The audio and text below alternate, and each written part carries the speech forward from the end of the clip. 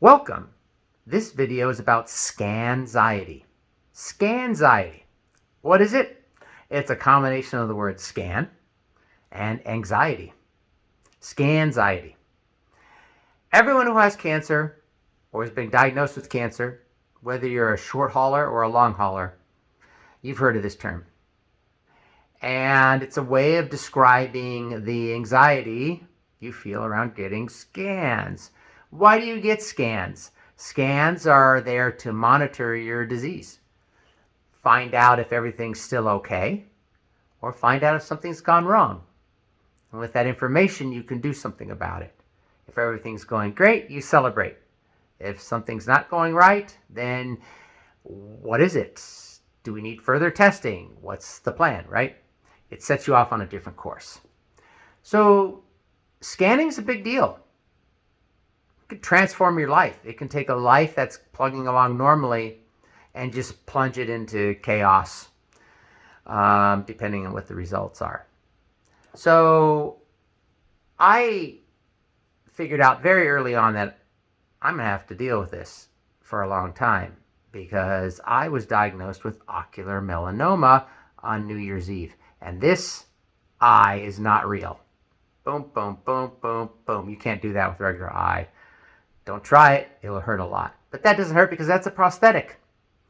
So I was diagnosed on New Year's Eve with ocular melanoma. It's a very rare cancer. Had a big tumor in my eye. The eye was not worth saving. So I had it removed on February 22nd, 2022. When you get your eye treated for ocular melanoma, they're going to take a biopsy. If you go the radiation route, they'll take a biopsy while they're doing the radiation. If you have it removed like me, it's very easy to take a biopsy because my eyeball is taken out of my head and it's on a tray somewhere in a lab and they can slice it up and get the tumor genetics. That gets sent off to Castle, just like it sounds, like a castle. And they developed the tumor genetic testings for ocular melanoma.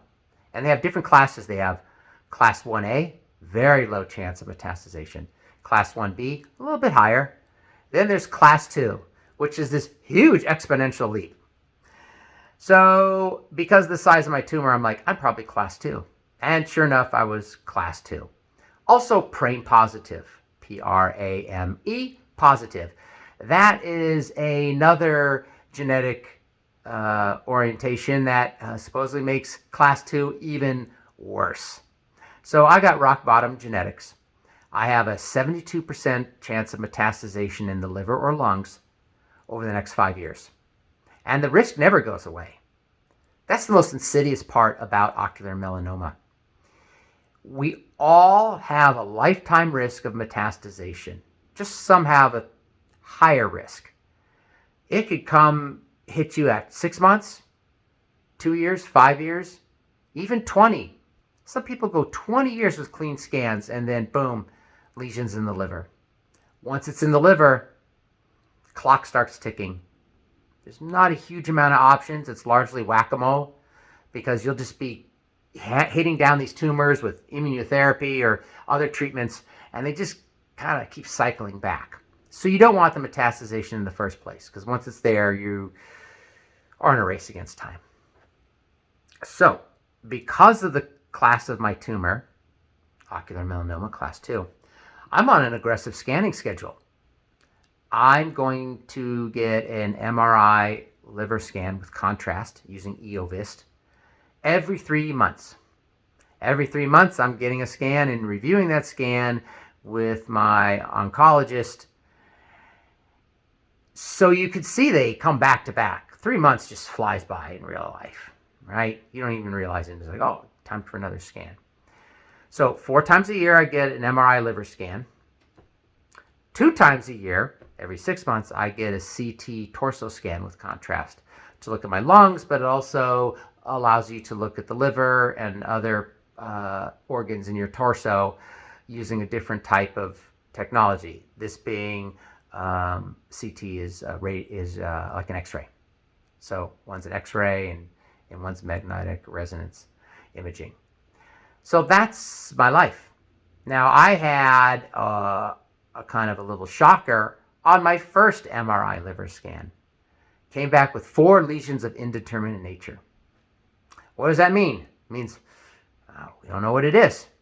So we'll do another scan using Gadovist, another MRI liver with Gadovist. It's a different type of contrast. So we waited 5 weeks because you want to have some time between scans to see if things change. These came back, and now my medical team, the radiologist, my oncologist, both agree these are probably benign.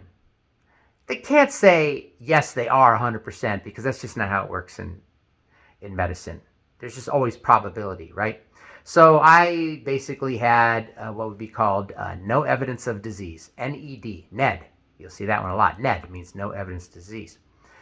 So since the tumors didn't change and the new contrast gave us a little more window on what they could possibly be, they're probably a cyst or deformed bile ducts that I was born with, and they formed scar tissue around them. And they're all in the range of 3 to 6 millimeters, so pretty small. So now we have a baseline, right? Now we have some lesions to watch, and we're looking for new ones or see if these change. So this is going to be my life forever. I'm on this schedule for 5 years.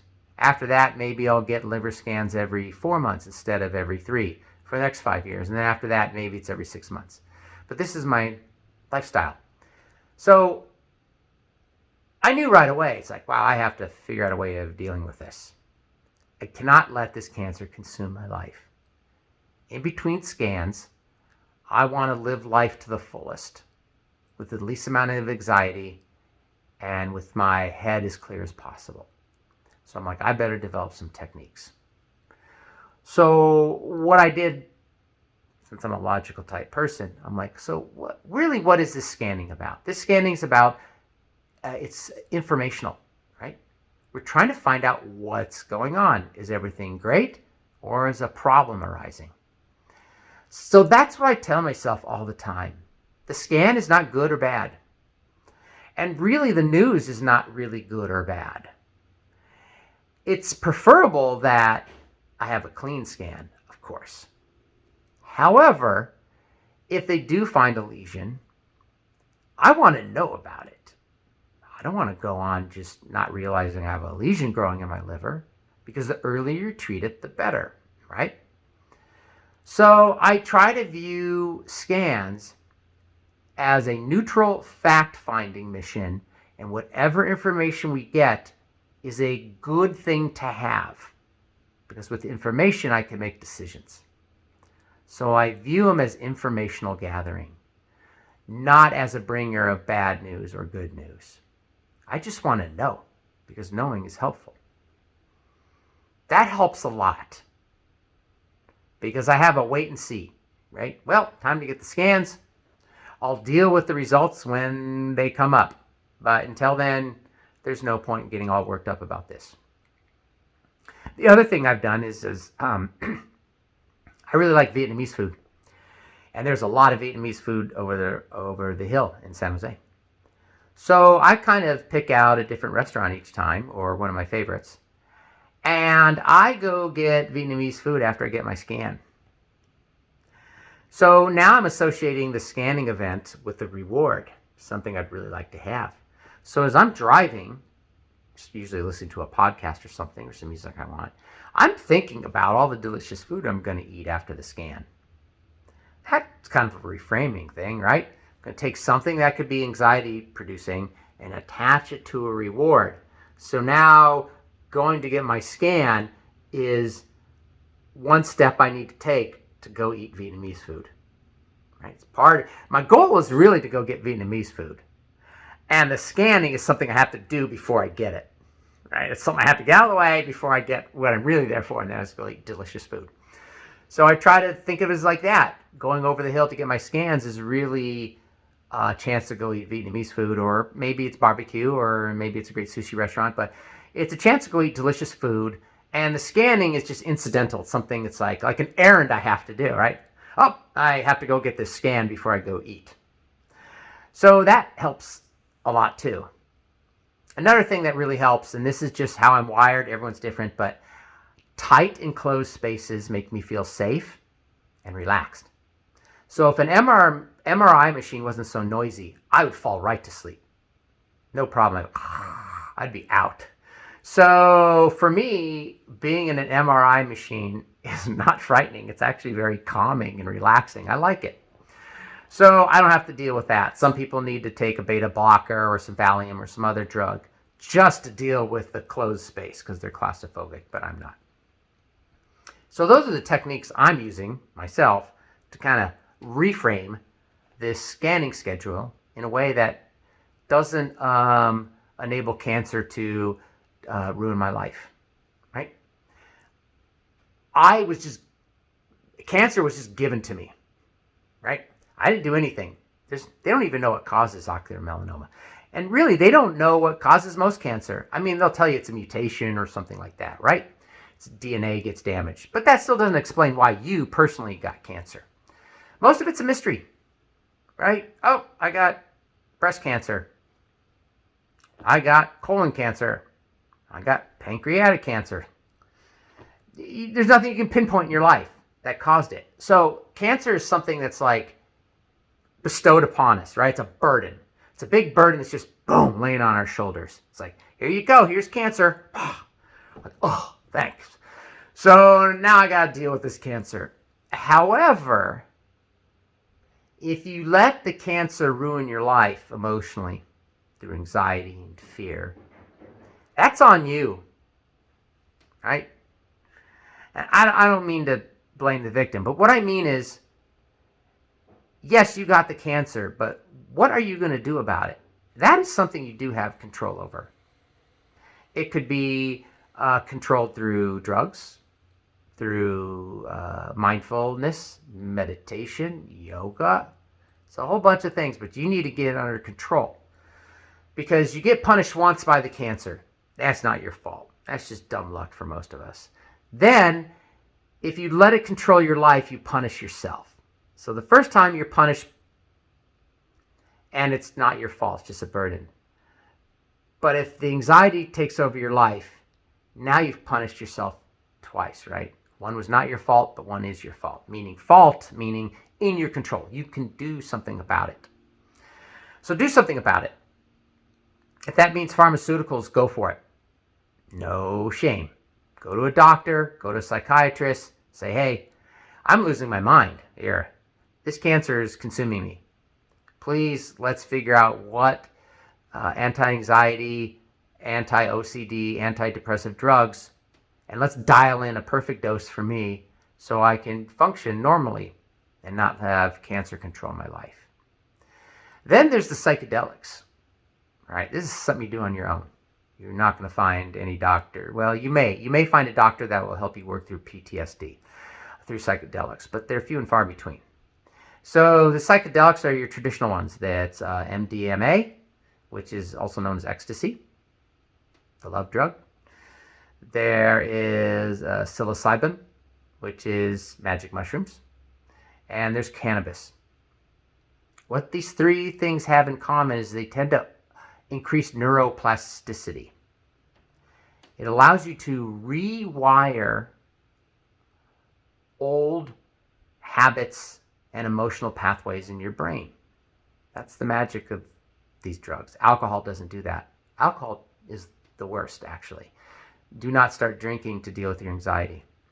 It will not help at all. It'll just suppress it, and then it will just be worse because you're not developing any tools to deal with it. So you can try these on your own, microdosing. You could try to work within the therapeutic environment. For me, specifically, cannabis actually is a massive anxiety reducer. Some people, they go, I get paranoid. I go the opposite. Boy, does it just crush anxiety. I found out about that accidentally because, believe it or not, I didn't do anything. No drink, no drugs, no smoking until I was 50 years old. So I was a late bloomer. And at 50 years old, I decided, see what this is about. So me and my friends would go to San Francisco to see comedy. And when we get there, we would get pleasantly high, meaning functionally high. And then we go eat. and then get high a little more and go watch a comedy show. So I'm walking around the city, San Francisco at night, which used to be highly triggering to me. I always felt like I was about to be murdered when I walked in an urban environment at night. And that's because I had many experiences back to back of experiencing violence at night in an urban environment. And it permanently rewired my brain, so I was always in a flight or fight response when I was at night in the city. However, walking around with my friends, functionally high on cannabis, I felt fine. I didn't have any anxiety. And what it did is it allowed me to develop new neural pathways. So I wasn't automatically triggered by dark urban environments anymore. It's permanent. I don't have to be high. I just walk around San Francisco at night now and I'm fine. Don't have to be high because I've permanently altered those pathways. I've demonstrated to my mind through neuroplasticity using cannabis that, hey, it doesn't have to be this way. Here's an example of walking around at night where you feel no anxiety, where you feel good. And what it did is it taught me meaning my brain neural pathways, that, hey, there's an alternative. I don't have to freak out over this each time. It's very liberating. So I treated my own PTSD around violence in urban environments at night, inadvertently and accidentally through just getting high with my friends. And it made permanent changes. So I know it's possible, even on a tiny scale. So think about that. If you don't want to go the pharmaceutical route, there are the traditional psychedelics, MDMA, Psilocybin, and Cannabis that you could use microdosing in appropriate responses to help overcome your anxiety triggering over a scan. And boy, if you can do that, that'd be amazing, wouldn't it? Because really, we just want to all give cancer the least amount of attention it deserves, right? The ultimate goal is to keep cancer in a little tiny corner where we barely think about it until we have to. And then we go back to our normal life. We want to keep cancer in a little box, keep it away from us, and just live our life as full as possible, free from impending doom. So that's what I've done here, and that's what some other people have done. And I hope you can keep your Scanxiety under control because you don't want to punish yourself. The cancer is already punishing you. Please don't punish yourself also with a war inside your head. There are options, and it doesn't have to be this way. Thank you.